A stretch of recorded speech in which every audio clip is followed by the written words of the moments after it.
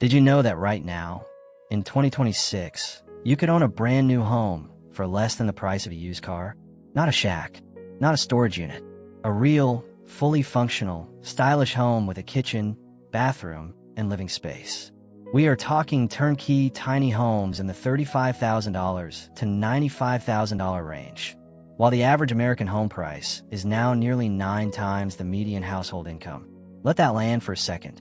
The tiny home market is not just growing, it is exploding. Global market value is expected to hit $23.71 billion in 2026 alone, and analysts are projecting it could surpass $33 billion by 2035. And here's the crazy part. Prices on tiny homes are actually dropping, while demand is going through the roof. How is that even possible? And what does it mean for you? Whether you're a first-time buyer, a retiree looking to downsize, or someone who is just fed up with being priced out of the housing market, stick with me through this entire video. Because by the end, you will understand exactly what is happening in the tiny home market, what the numbers really say, and what smart buyers and investors are doing about it right now. Before we get into the data, do me a quick favor. Hit that subscribe button and drop a comment below telling me, would you live in tiny home? Yes, no, or maybe with the right design. I read every single comment. Now, let us get into the numbers. To understand why tiny homes are having their moment, we first need to talk about what is happening with traditional housing. And the picture is not pretty. The average home price has reached nearly 9 times the median household income across major economies. Let that sink in. 9 times your annual salary. That is an affordability gap we have never seen before in recorded history. In America, the average sale price of a home has pushed past $515,000 as of early 2026. The median sits closer to $430,000. Either way you look at it, mortgage rates remain elevated, and 40% of Americans under 35 cannot even cover an unexpected $400 expense. So homeownership, the traditional version, is simply out of reach for tens of millions of people. Meanwhile, rental costs have been brutally high. Studies show that in some cities, a minimum wage worker would need to work close to 100 hours a week just to afford a 1-bedroom apartment at fair market rent. That is not sustainable. That is not living. That is surviving. People are hungry for an alternative. And that is exactly where tiny homes come in. The supply-side revolution. Here is something that surprises most people. Tiny home prices have been coming down, even as traditional home prices keep climbing. Why? 3 reasons: manufacturing efficiency, prefab production, and competition. Over the past 2 years, more than 30,000 prefabricated and modular tiny homes have been sold in North America. That number accounts for 60% of total tiny home sales. Companies are no longer building these homes one at a time in someone's backyard. They are running factory assembly lines, using precision manufacturing, and cutting build time by up to 50% compared to traditional construction methods. Off-site construction means less waste, fewer delays, and lower labor costs. When a home is built in a controlled factory environment, weather does not stop production. Workers do not have to commute to a job site every day. The entire process gets faster and cheaper, and competition is fierce. You have established players like Skyline Champion, Cavco Industries, and Clayton Homes, alongside newer brands like Tumbleweed, Tiny Heirloom, Escape Homes, and even international players entering the U.S. market. A Latvian startup called My Cabin recently partnered with Prefab Pads to offer minimalist Scandinavian-inspired tiny homes. Their entry-level Gallia and Milla units range from $37,500 to $130,000, depending on configuration. The options are multiplying, and more competition means better prices for buyers. Companies like AC Future are going even further with AI-integrated transformer homes. Their base home unit, the AI-Tihu, is a 400 square foot smart unit priced around $98,000, featuring expandable designs and automated heating, lighting, and security systems. Over 300 units have already been pre-ordered with deliveries expected later in 2026. Their mobile trailer version that debuted at CES 2026 runs higher, in the $148,000 to $158,000 range. But the stationary home unit is where the accessible price point sits. The market entry point has dropped dramatically. You can now find functional, move-in-ready tiny homes ranging from $10,000 on the low end to $30,000 for entry-level models, all the way up to $95,000 for a fully loaded turnkey unit. That is a range that works for a huge portion of the American population that traditional housing has locked out. The demand drivers you need to know. So prices are dropping because production is getting more efficient. But why is demand exploding at the same time? Let's walk through the biggest drivers. Driver number 1, the affordability wall. With average home prices now nearly 9 times the median household income, tiny homes are not just a lifestyle choice anymore. They are the only realistic option for a growing number of buyers. An 87% price difference between a tiny home and a traditional home is not a minor discount. That is a completely different financial reality. No 30-year mortgage hanging over your head. No crushing monthly payments. Roughly 68% of tiny homeowners carry no mortgage at all. Driver number 2. Remote work changed everything. In 2025, remote work stabilized at 28% of full-time U.S. employment. That is a permanent shift, not a pandemic blip.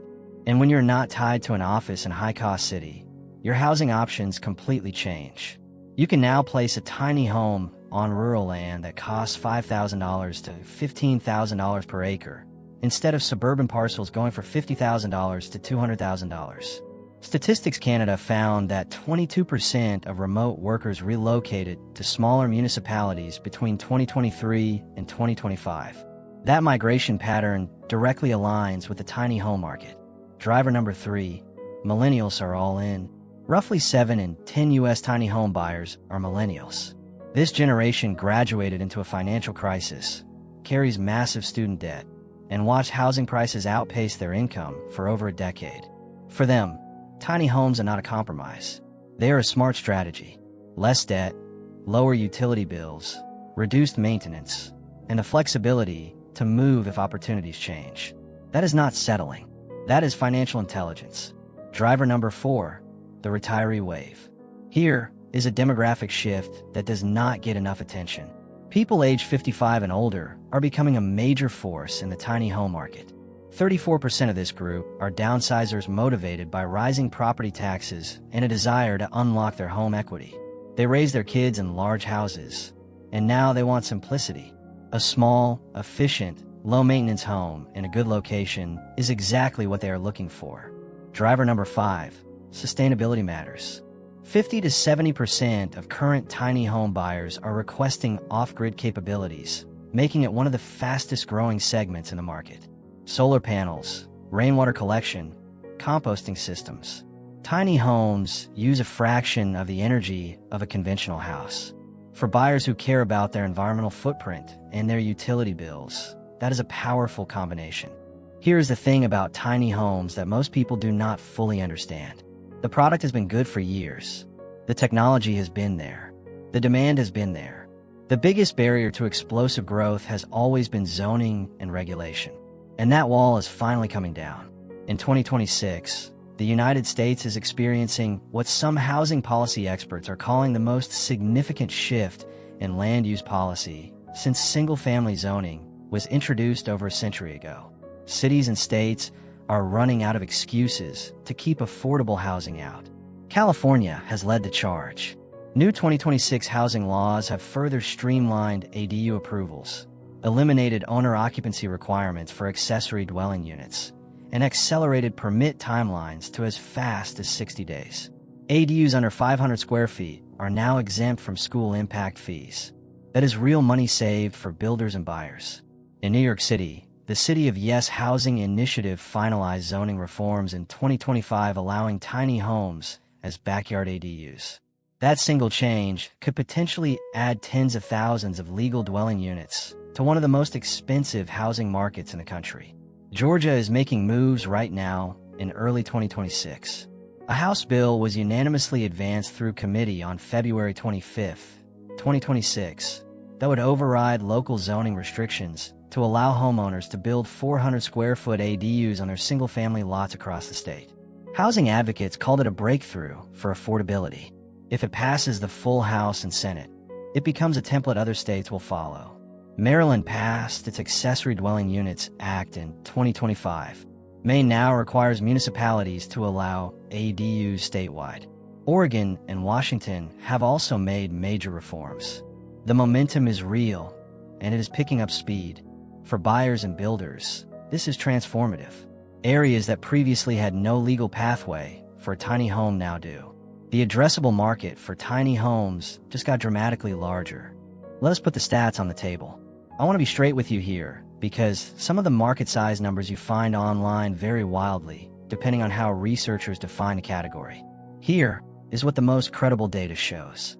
The global tiny homes market size stood at approximately $1.42 billion in 2026 under the strictest definition, primarily covering sub-400 square foot dwellings.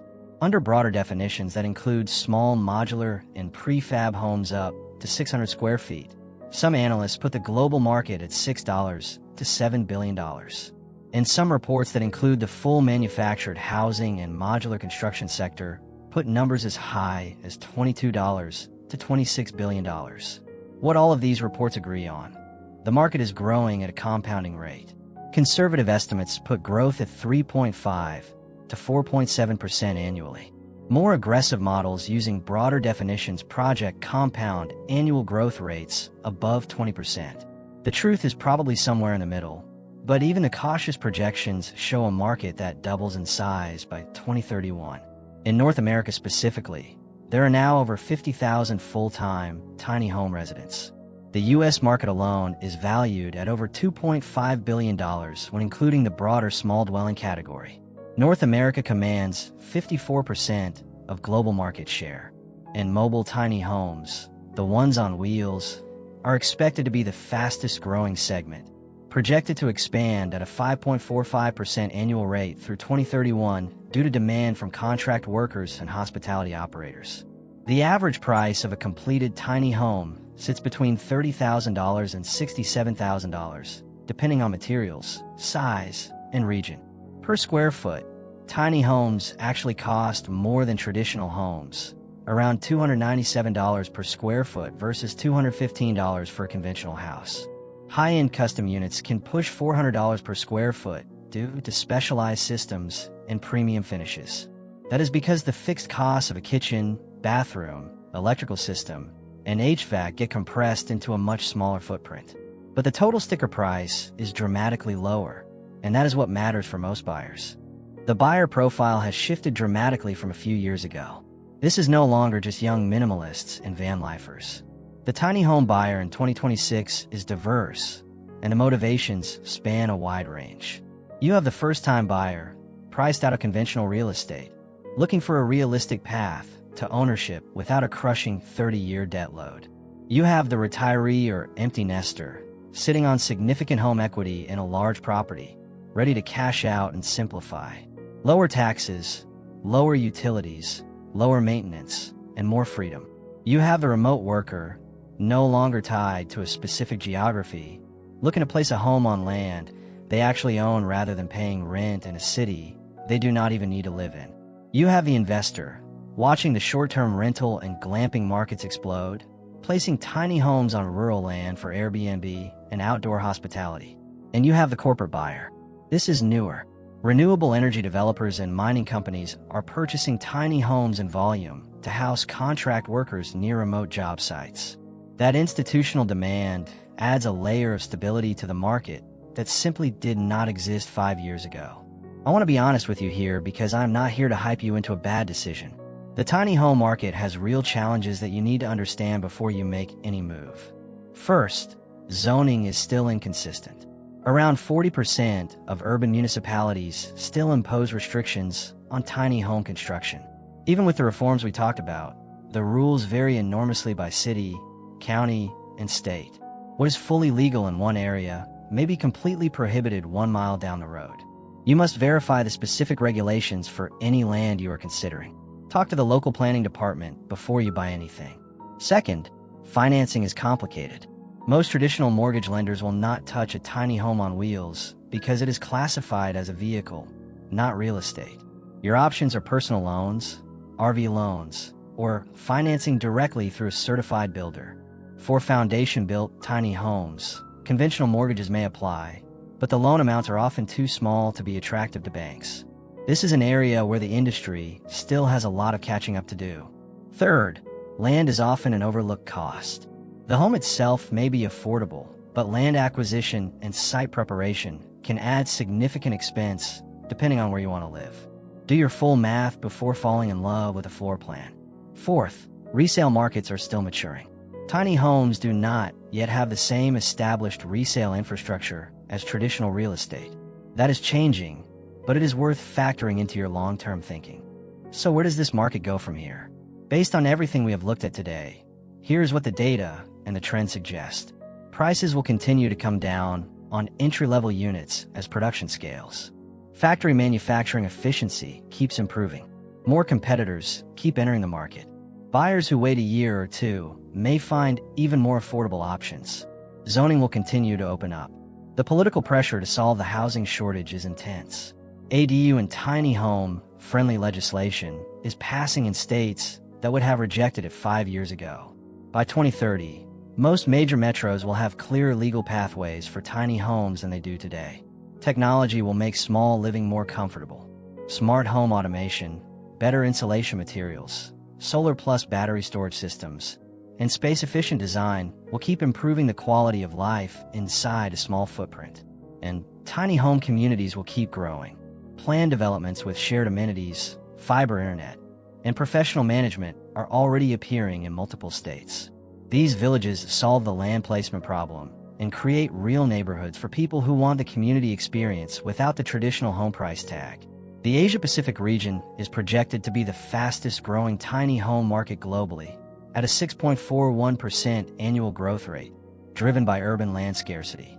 What is happening there may preview what comes to American cities within a decade. Look, the traditional housing market is broken for a lot of people. That is not an opinion. It is math. And the tiny home market is one of the most compelling responses to that reality that actually has traction, real builders, real buyers, and real data behind it. Is it right for everyone? No. But for a growing number of Americans, it is not just an option. It is the best option available right now. If this video gave you a new angle on housing or opened up ideas you had not considered, I would really appreciate a thumbs up. It takes 2 seconds, and it helps this channel reach more people asking the same questions you are. Drop a comment below. What surprised you most from today's video? I will be checking in and responding. And if you want to go deeper, check out the videos coming up on screen right now. We are covering modular home pricing, the best states to buy tiny homeland in 2026, and how people are financing these builds without a traditional mortgage. I'm glad you are here. See you in the next one.